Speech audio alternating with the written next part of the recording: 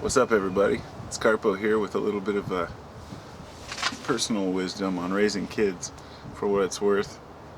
I'm joking, of course, because I really have this firm belief that there is no proper way to raise children. There's no book that can be written on how to do it. There's no strategy that works for every child or every parent or every situation.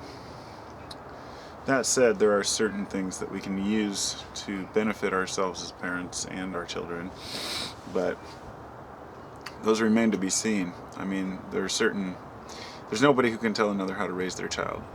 I figure with my kids crying in the background, it's a perfect time to make a video about that.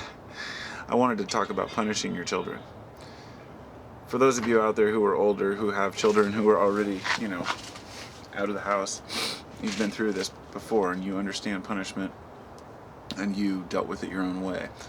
I have a 19-year-old, for those who don't know. He left home last year and he's living with his girlfriend now. And we're always very careful about how, we punished him. I never got physical with him, ever. And I have right now, a 18-month-old and a almost 5-year-old. And those kids are great kids. I don't want to instill fear in them or raise them with any type of, fear-based, I guess I don't want them to obey me out of fear. I want them to obey me out of respect. And that's what I tried with my other son. And I just wanted to say, for the parents out there, I sympathize with you. I know how hard it is to punish your kids, or to know how to, because every kid's different. Some kids are very well behaved and some kids aren't.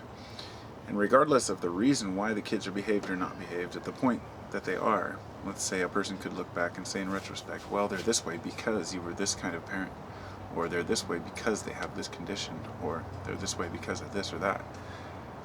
It's irrelevant. The fact is, the kid is the way they are, and we have to deal with it. My 5-year-old does not want to listen. He chooses to do things his own way and tells me no. And it makes it very difficult for a person who tries to remain patient with everyone, to remain patient with the kid. And I do my best. I'm only human.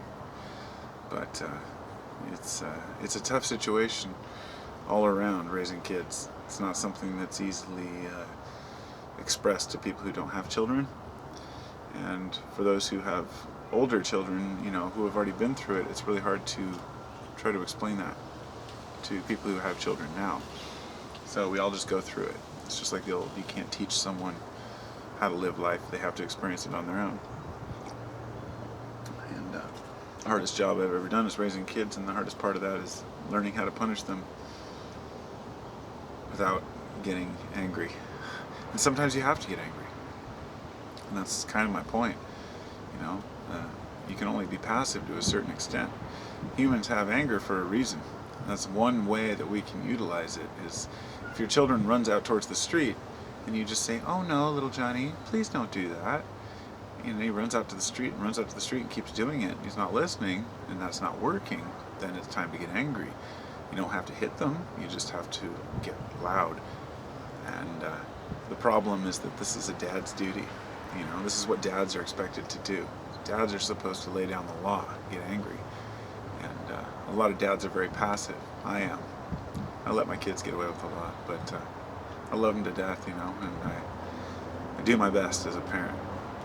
I think we all do. I hope. I know a lot of people aren't very good parents. I've met a lot of bad parents, but damn, I try, because I enjoy every moment with my kids, and I'm very grateful to have children that are healthy and active, and I give them as much space as I can to be their own people, and to not push them to be someone that they're not, and to not overly punish them so they obey me out of fear. Because when a kid does something wrong and they don't tell you, you don't want it to be because they're afraid of getting beaten.